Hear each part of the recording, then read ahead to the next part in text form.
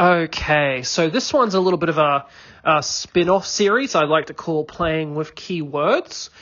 So essentially this is more of like a sister document to the 9th edition balance adjustments Road to 9th edition series. So there is a couple of serious suggestions in here for creation of custom regiments. But a lot of these are also just for fun that can be plug and play for current 8th edition codexes. So to start off with, I've added rules for an Inquisition detachment.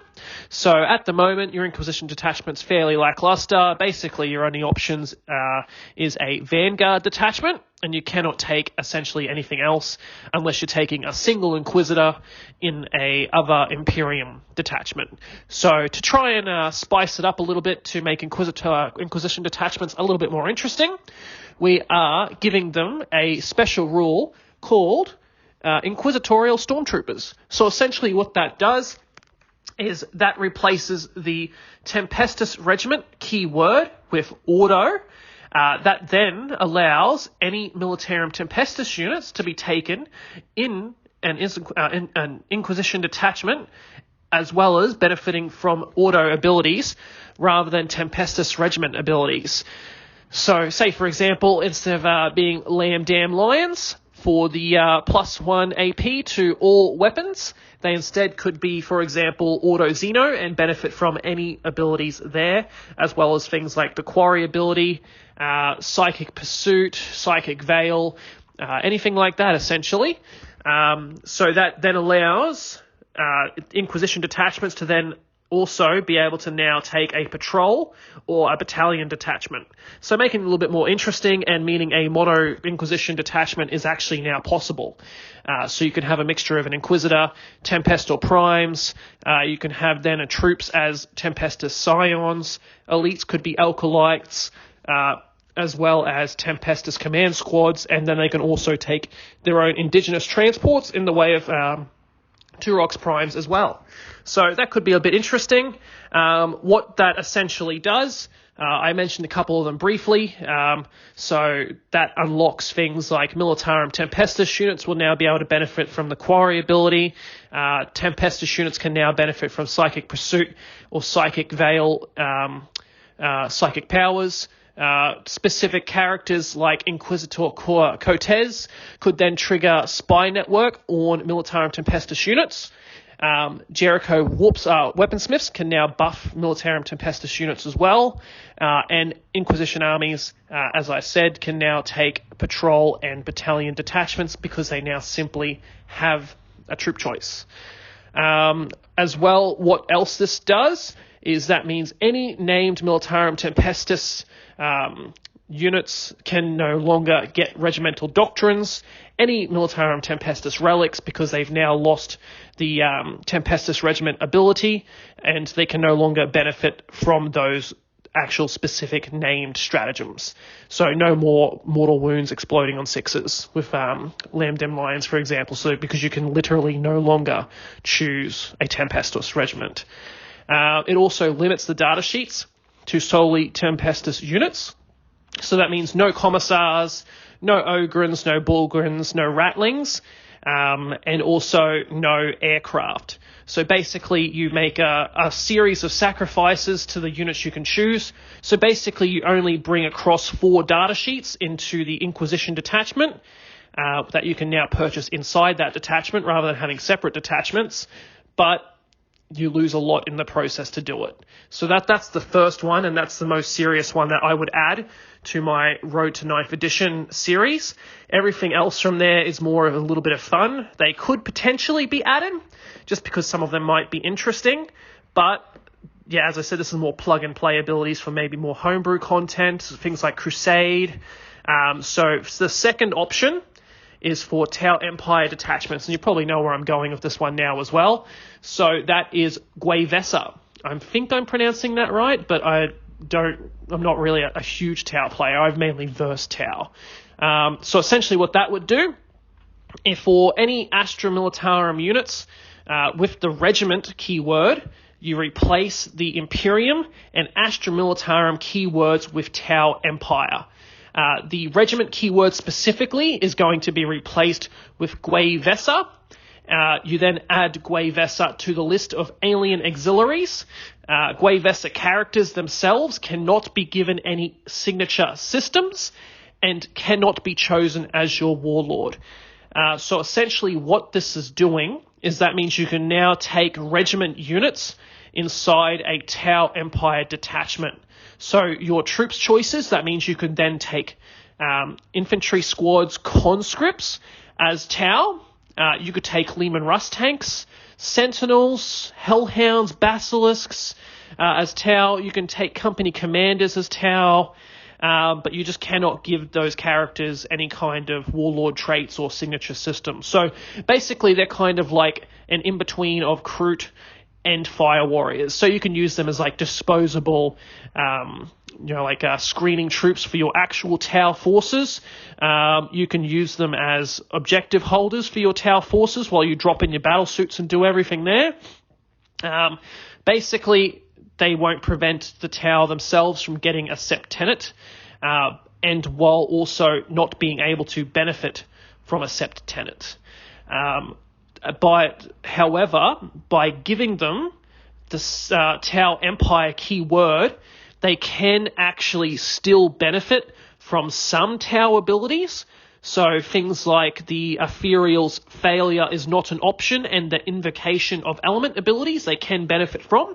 So essentially that means an Ethereal can act something like an ad hoc commissar, or they can also give them things like a 6+ feel no pain, or reroll 1s to hit. So essentially if those guard squads do not move, you can then give them a reroll 1 to hit from the Ethereal, and then the company commander could give them something like first rank fire, second rank fire. So you can actually get like a little bit of a double buff there. If you're going off the rules I've put forward inside the Astra Militarum 9th edition changes, that means they could also benefit from hit the dirt. So that means you would also get light cover on top of that 6+++. So that could be something interesting. They'd also be able to benefit from Commander Shadow Sun's drones, because the command link drone has specifically Tau Empire units, because she could be taken in any Tau detachment, as well as her Advanced Guardian drones ability. And then the largest, perhaps the biggest change would be that Gwei Vesa units would be able to benefit from Markolites. So that means reroll once to hit from a single Markolite token. Things like ignoring cover for artillery could be pretty massive. And then if you get 5 Markolites +1 to hit. So imagine something like a Manticore that has ignore cover and a 3+ to hit. Obviously you cannot get full payload because you have lost the Astra Militarum keyword, so you cannot use Astra Militarum stratagems. So, you get that benefit, but you also lose quite a lot as well. In terms of Tau Empire stratagems, you'd be able to use things like automated repair system, EMP grenades, point defense targeting relay, aerial targeting, modulated weaponry, focused fury, and firestorm stratagems. Those are the ones that their keywords would allow them to do. If they're actually useful is questionable, but you can do that on them.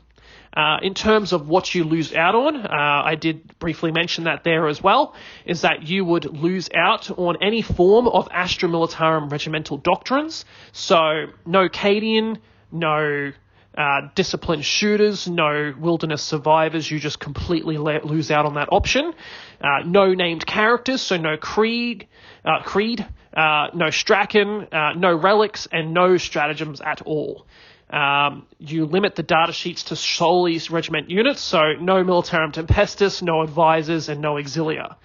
And then you also cannot ally with any Imperium factions because they've lost the Imperium word. So no Celestine, no Inquisitors, no second detachment of Custodes or anything like that, no Imperial Knights.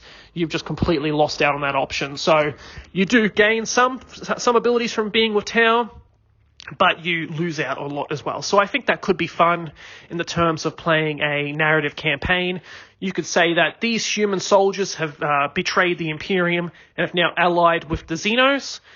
So that could be something fun there as well. The next one I've done is Chaos Space Marine detachments. So people might know where I'm going with this one. So I've actually gone for more of the older Lost and the Damned rather than the newer Renegades and Heretics, just because I thought Lost and the Damned might be a little bit more thematic from where I'm going. So essentially, you replace the Imperium keyword with Chaos. You replace Astra Militarum keyword with Lost and the Damned. You replace the Regiment keyword with Mark of Chaos and Legion.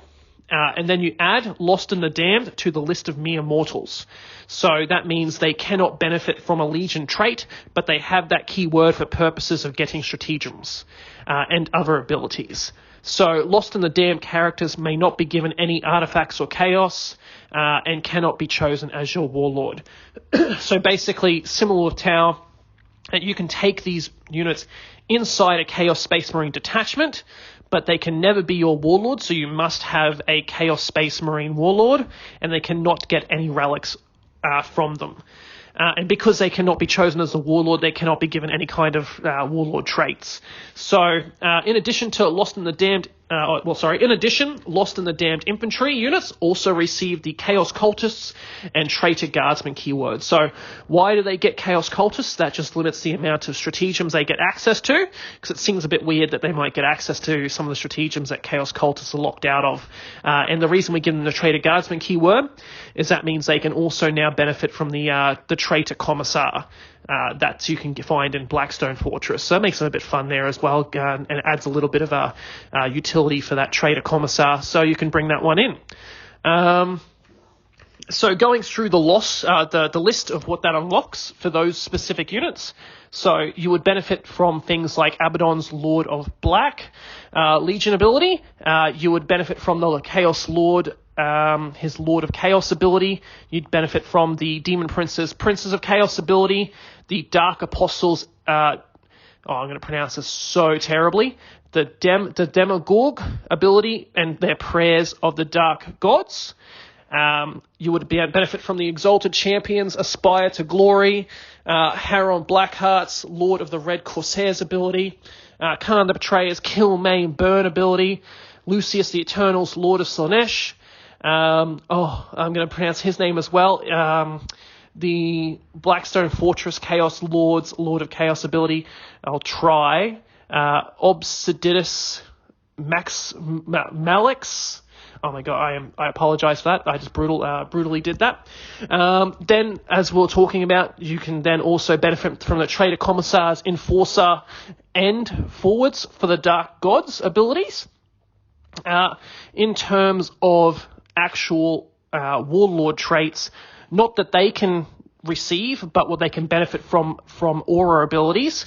They can benefit from Cold and Bitter, the Voice of Lorgar, Veteran Raider, Master of Diversion, Faceless Commander, Bastion, Siege Master, Stoic Advance, and Violent Urgency warlord traits. That does depend on the legion you specifically choose, though. Lost in the Damned units can benefit from Epistle of Logar. I think I've said that wrong. Remnants of... Oh my god, there's so many ones I cannot pronounce in here. I apologize. Remnant of the Mara Viglaya, and Banner of Rage, Artifacts of Chaos. Lost in the Damned units can use Beseech of the Dark Gods, and Tide of Traitor stratagems, so that's just your generic stratagems that they can get without depending on the legion they choose.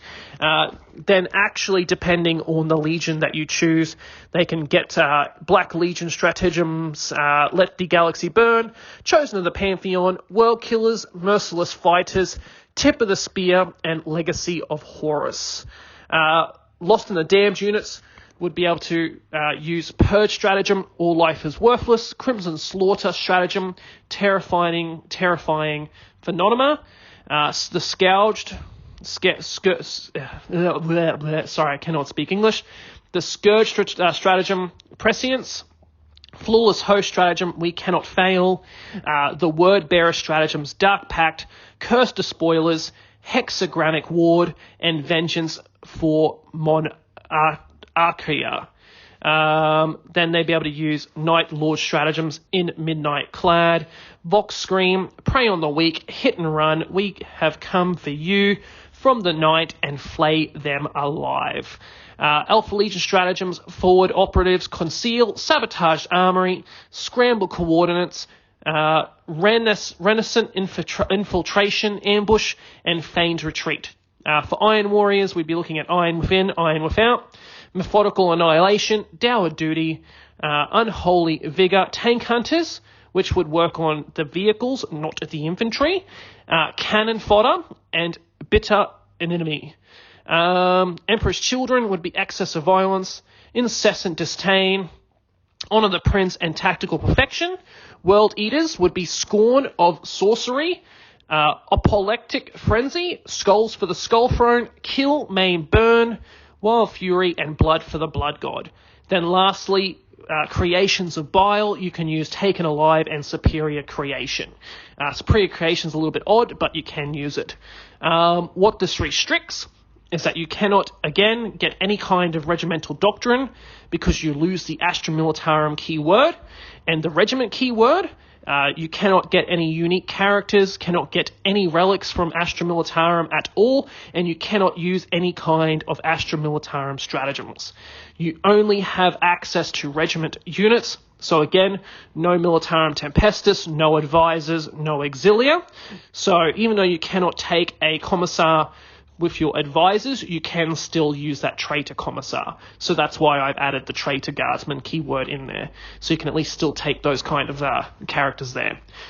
You can also no longer ally with Imperium factions, obviously, because you're now Chaos. So again, no Inquisitors, no Custodes or anything like that.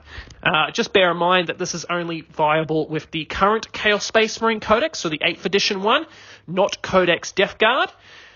Because if it is Codex Death Guard, that means you would get access to none of the stratagems because they've lost essentially all keywords that let them have any kind of tie-ins with any kind of buffs. So, so that was a long one. I think I'm going to take a pause here and we'll come and make a part 2 for this. So again, I'm going to put a link into the description for the actual document itself. I know that was a lot to listen to and a lot of mistakes I've made over the actual pronunciation of things, but the actual rules themselves are all written down that you can read for yourself. If you have any comments or anything or want me to try anything else, let me know. I hope you enjoyed it. Thank you.